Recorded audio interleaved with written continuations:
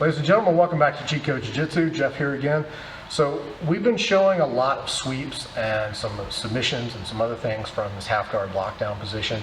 We're going to stay in the same theme. We're going to stick with the same position, but I want to have a discussion about some jiu-jitsu concepts. And in particular, the concept that I want to talk about today is attack chain. Now this applies from just about any control position that you could possibly do. We're doing lockdown right now, so I'm going to show the practical effect of it in context of these lockdown sweeps and lockdown attacks.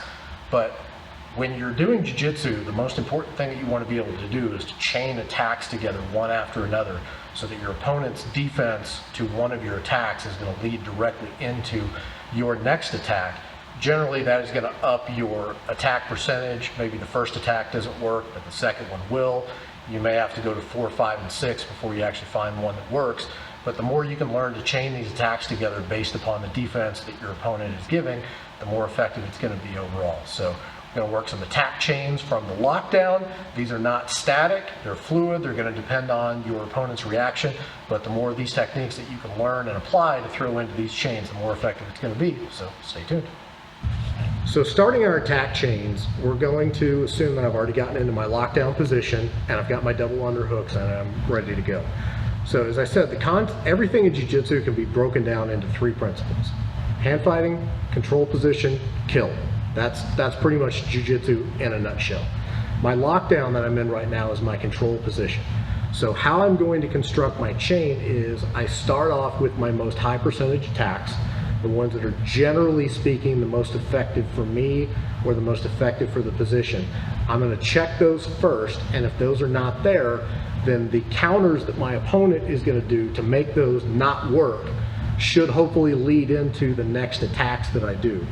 And what I try to do from there is construct a number of attacks from this position until I kind of realize that this just isn't working. Maybe his defense is too good or whatever, and I need to now transition out of here and into a different control position. So an example of what a chain might look like from lockdown. I'm in lockdown, I've got my double unders, I'm ready to go. My first 2 things that I always check are going to be old school and electric chair, because those are generally the highest percentage. So Chad's got his foot fairly close, so I'm going to shoot under and I'm going to start digging and I'm going to try to get those toes and go for the old school sweep. Now if this works, great. I take my old school sweep and I take him down. Chad's good. He's not just going to give me this old school sweep. Most likely he's going to counter, and his usual counter is going to be to kick this leg out. This is where our beginning chain starts. He just kicked it out. Rather than just sitting here and thinking about what I'm going to do next, I know he just opened up space, so I'm going to dive under and start going for my electric chair. So I get in here and then I start trying to pull him over. Now if I get real deep in my electric chair, maybe I'm kind of flat on my back here, but I'm just not quite able to get all of this over the hump and actually finish my electric chair. My first counter that I'm going to look for if I'm flat on my back is I'm going to go to stoner control. And of course we've already done a video on this, so I swing my arm in, come up, and I'm going to sit down on top of his leg, and now I'm looking for my vaporizer or try to come up on top. Well, let's assume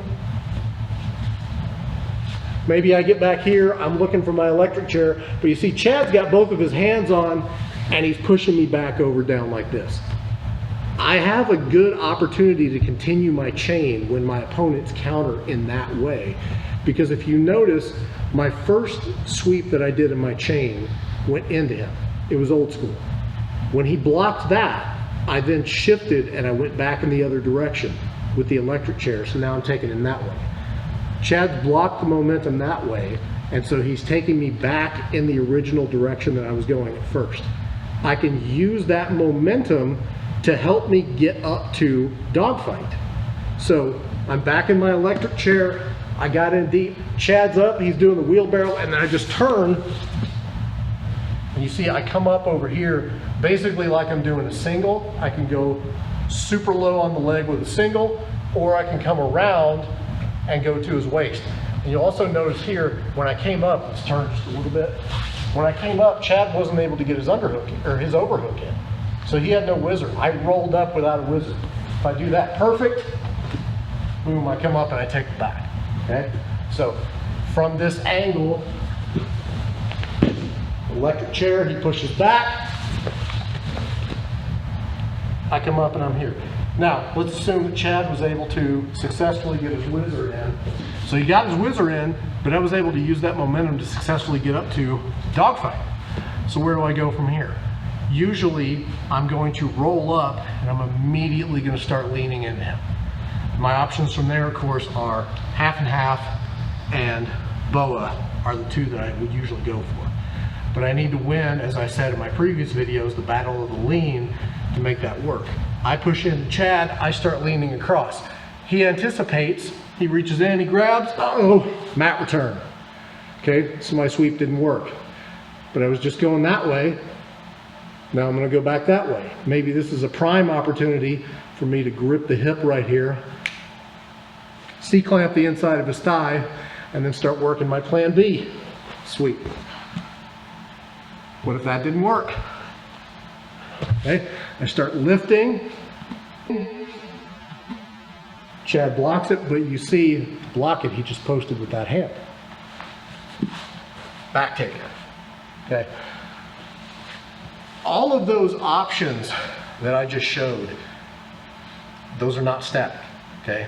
You can't train this as expect that you're going to go old school. Old school is always going to lead to electric chair. Electric chair counter is always going to lead here.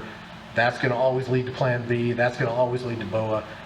You have to start drilling the moves themselves, working with your training partners, and then understanding what the common counters are to you trying to do these things. This is kind of how I'm trying to construct my channel. If you guys have noticed, I put all this stuff into playlists, and I try to stay on a single position for a good while. 10 videos, 20 videos, whatever it is. And if you watch the videos that I post surrounding that in the playlist, I'm always trying to show option number one, and then when option number one doesn't work, when they counter it, here is something that we can do to take their counter and feed directly into another attack without having to switch off and reset to our control position or just bail on the position entirely. That's the way that I generally approach my jiu-jitsu, is I want to get to a control position and then I want to just start firing off my attacks and using their counters against them so that they get gun shy about even doing the counters in the first place or committing too hard to them. So in this lockdown position in particular, there's a really great option or opportunity here to barrage them with a number of attacks, both stuff that we've done and stuff that we haven't covered yet. So one of the transitions that I like using here in this position is I get my old school setup. He kicks out and goes electric, goes here, I dive through, I go electric chair, and we get kind of caught in this position where I'm here, but he's not really pushing back too hard. Maybe I can't pull this leg up to get to my stoner control position, but one of the things that I can do, we haven't covered this yet, but I have an option to go to X guard. And now I switch off and I'm in a completely different control position, but I can start working my X guard sweeps. Or maybe Chad comes back down, we're in kind of this electric chair position, I get him out, but I can't quite get to my electric chair. I can pull, counter, and now I'm in some variation of Ashi to start using my leg attacks. Those sorts of transitions are the most important thing for you to understand in terms of being able to attack any control position, is how to switch from one attack fluidly to whatever the next attack is going to be.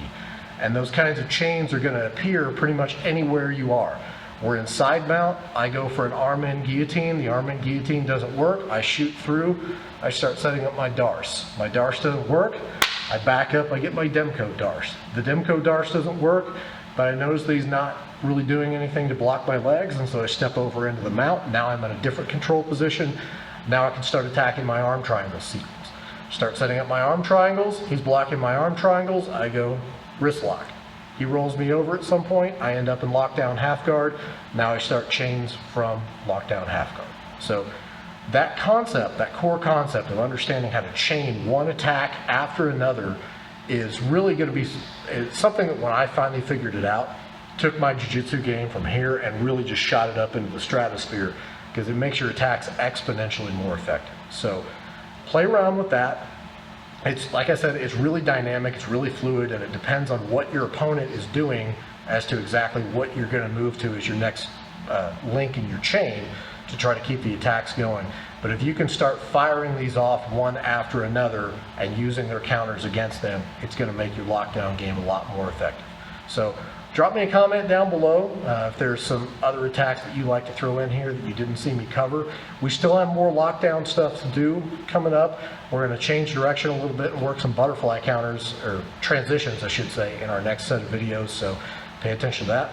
If you like the video, make sure you hit the like button, helps us out a whole lot. Subscribe to the channel, and also turn on the notifications so you get a notification every time we upload a new video. And I'll see you guys next time. Thanks.